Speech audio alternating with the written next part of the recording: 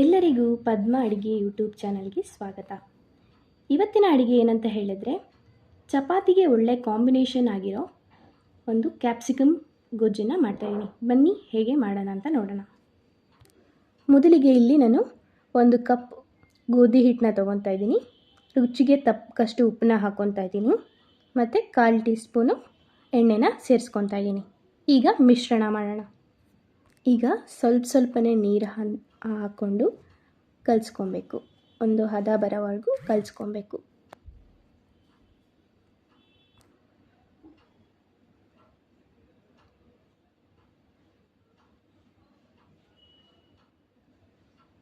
ಸ್ವಲ್ಪನೇ ನೀರನ್ನ ಹಾಕೋತಾ ಇರಬೇಕು. ಕೊನೆಗೆ ಒಂದು ಸ್ವಲ್ಪ ಎಣ್ಣೆನ ಹಾಕ್ಕೊಂಡು ಚೆನ್ನಾಗಿ ನಾದಿ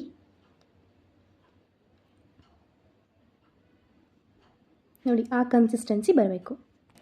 ಒಂದು 10 ನಿಮಿಷ 10ರಿಂದ 15 ನಿಮಿಷ ಎತ್ತಿಡೋಣ. ಮುಚ್ಚಿಟ್ಟು ನೆನೆಯೋಕ್ಕೆ ಬಿಡಬೇಕು.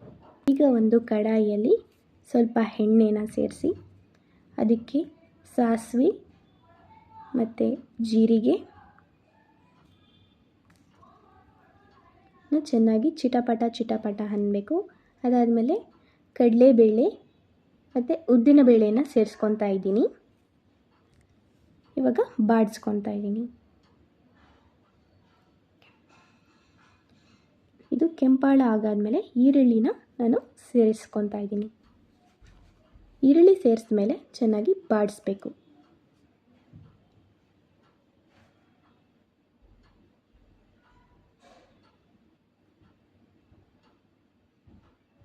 ಈಗ ಶುಂಠಿ ಬೆಳ್ಳುಳ್ಳಿ ಪೇಸ್ಟ್ನ 1 ಸ್ಪೂನ್ನ ಸೇರಿಸ್ಕೊತಾ ಇದ್ದೀನಿ. ಒಂದು 2ರಿಂದ 3 ನಿಮಿಷ ಬಾಡಿಸ್ಕೊಂಡಾದಮೇಲೆ ಕ್ಯಾಪ್ಸಿಕಮ್ನ ನಾನು ಸಣ್ಣದಾಗಿ ಹಚ್ಚಿಟ್ಟುಕೊಂಡು ಮತ್ತು ಸೇರಿಸ್ತಾ ಇದ್ದೀನಿ. ಈಗ ಮಿಶ್ರಣ ಮಾಡ್ಕೊಳ್ಳಿ.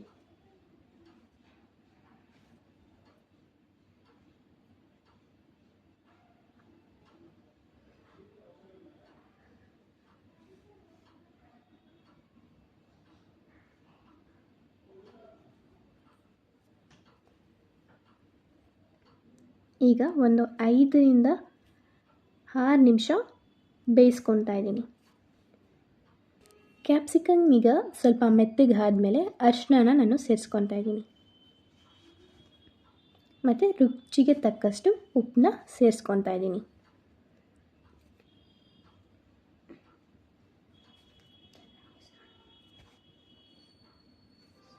ಈಗ ಚೆನ್ನಾಗಿ ಬಾಡಿಸ್ಕೋಬೇಕು.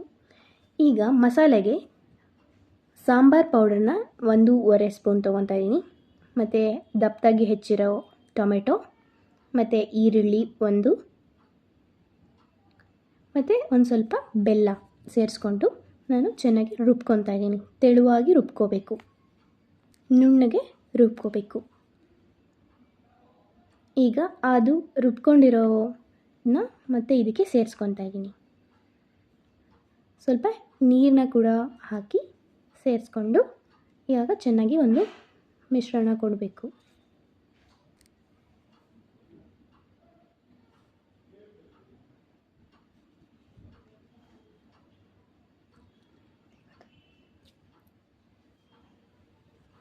ಈಗ ಲೈಟಾಗಿ ಕುದಿ ಬರೋಕ್ಕೆ ಸ್ಟಾರ್ಟ್ ಆಗಿದೆ.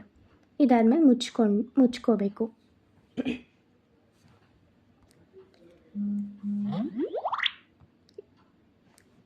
ಮಸಾಲೆ ಸ್ವಲ್ಪ ಗಟ್ಟಿ ಆಗೋವರೆಗೂ ಬೇಯಿಸ್ಕೋಬೇಕು. ಈಗ ಅದು ಬೇಯ್ತಾ ಇರಲಿ. ಚಪಾತಿನ ಈಗ ಲಟ್ಟಿಸ್ಕೊಳ್ಳೋಣ.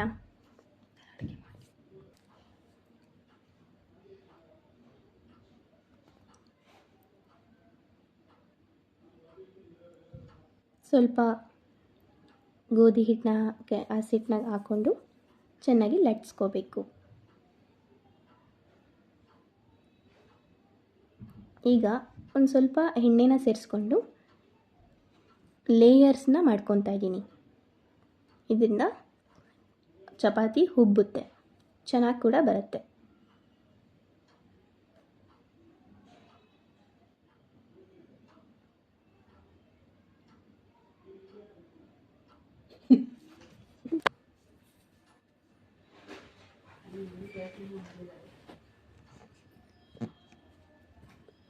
ಪ್ಯಾನ್ನ ಇಟ್ಕೊತಾ ಇದ್ದೀನಿ. ಕಾಯ್ದ ಮೇಲೆ ಚಪಾತಿನ ಹಾಕ್ಕೊತಾ ಇದ್ದೀನಿ.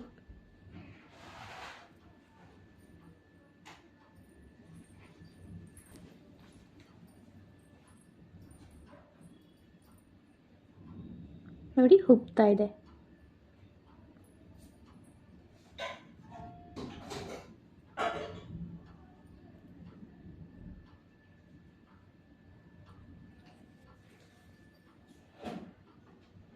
ಅದೇ ರೀತಿ ಇನ್ನೂ ಒಂದು ಚಪಾತಿನ ಬೇಯಿಸ್ಕೊತಾ ಇದ್ದೀನಿ.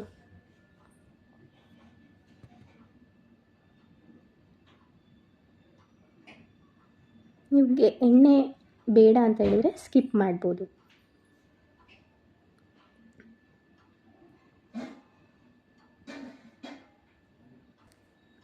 ಈಗ ಸರ್ವ್ ಮಾಡ್ಕೊಳ್ಳೋಣ. ಚಪಾತಿಗೆ ಒಂದು ಒಳ್ಳೆ ಕಾಂಬಿನೇಷನ್ ಇದು ಒಂದು ಕೂಡ. ನೋಡಿ ಎಷ್ಟು ಚೆಂದ ಬಂದಿದೆ, ತಿಂತಾ ಇದ್ದರೆ ಇನ್ನೂ ತಿನ್ನಬೇಕನ್ಸುತ್ತೆ, ಅಷ್ಟು ಚೆಂದ ಬಂದಿದೆ ನೋಡಿ.